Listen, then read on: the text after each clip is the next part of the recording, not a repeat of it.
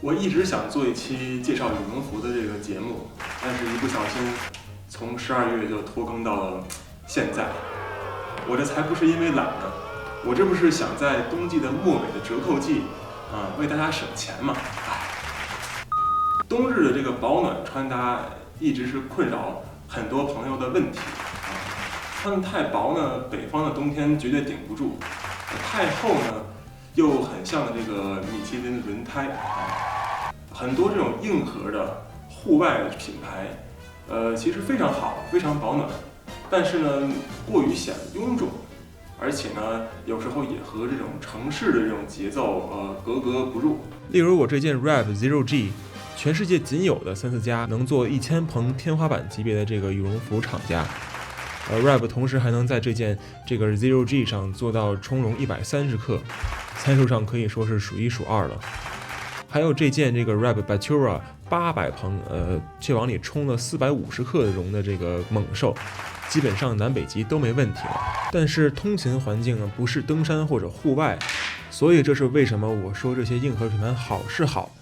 但是在平时城市通勤中使用是比较难以搭配的。那么冬日的这个保暖方式，除了这种专业户外圈的选择，有什么好看一点的吗？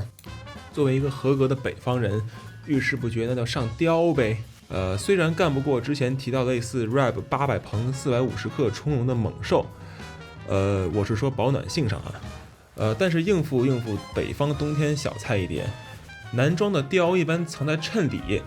保暖的同时廓形也不会臃肿，属于得体加保暖两兼顾了。但是实在是有点娇贵，日常我去打工搬砖根本没法穿呢。所以有没有能够兼顾美观保暖且耐用的选择呢？我不喜欢加拿大鹅等品牌，不是因为其营销方式，也不是因为他们不是做技术起家的或者专业户外起家的，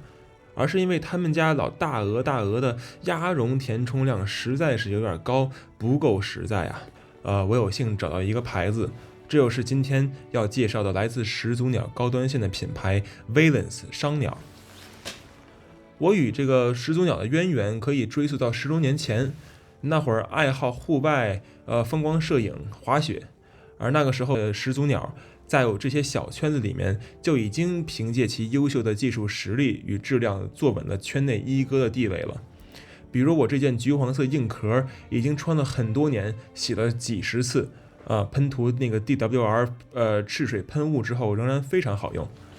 当然始祖鸟我就不用继续介绍了，现在已经满大街都是了。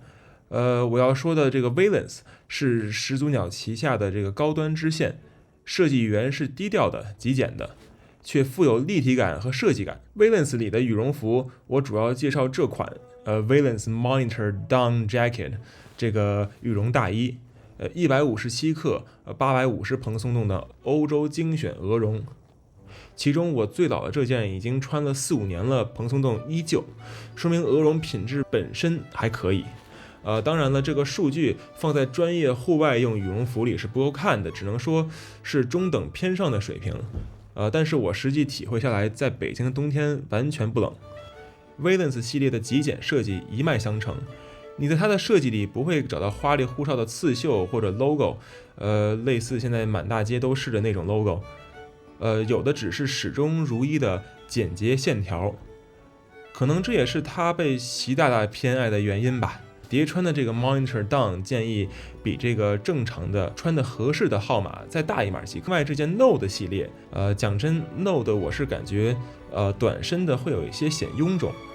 所以我手里只有一件这个深蓝的 Node， 剩下都是 Monitor。羽绒服就说到这里吧。顺便说一下 Valence 夏季的夹克也挺有意思的。在高温的情况下，一个合格的绅士都是要风度不要温度的。一般的夏季料子有亚麻、丝、泡泡纱，但是有时候还是热的顶不住Valence 的给夏季做的这几件科技面料的这个大衣或者 blazer，就非常合适了，透气也排汗，同时如果下了雨，也因为其实 Gore-Tex 面料还能充当一下雨衣。总之就是凉爽性和亚麻差不多，但是耐磨和防水性能却好了很多。最后是这件 Valence 的衬衫，剪裁也一般吧，我觉得还是不如买 blazer。